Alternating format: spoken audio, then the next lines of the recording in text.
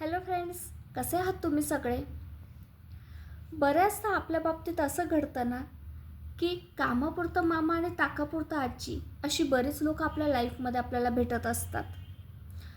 त्या लोकांना जेव्हा फायदा असतो किंवा गरज असते त्यावेळेस ते लोक आपल्यासोबत एकदम गोड गोड बोलतात आणि त्यांचं काम संपलं की तू कोण आणि मी कोण करतात. अशा लोकांना आपण कामापुरतं मामा आणि ताकापुरतं आजी असं म्हणत असतो. अशा लोकांनी मदत मागितली ना की बऱ्याचदा मनातही येतं की नाही, आता मी नाही मदत करणार ह्या व्यक्तीला, कारण की हा व्यक्ती फक्त कामापुरतंच जवळ येतो आणि नंतर मला विसरून जातो, विचारतसुद्धा नाही. पण खरं सांगू, अशा वेळेस एकच विचार करायचा, आपण फक्त आपलं कर्तव्य करायचं. शेवटी भगवंताकडे प्रत्येकाच्या प्रत्येक कर्माचा हिशोब आहेच. मला फक्त माझी चांगली कर्म करून माझ्या पुण्यामध्ये भर पाडायची आहे. शेवटी त्यांच्या कर्माचं फळ त्यांना मिळणारच.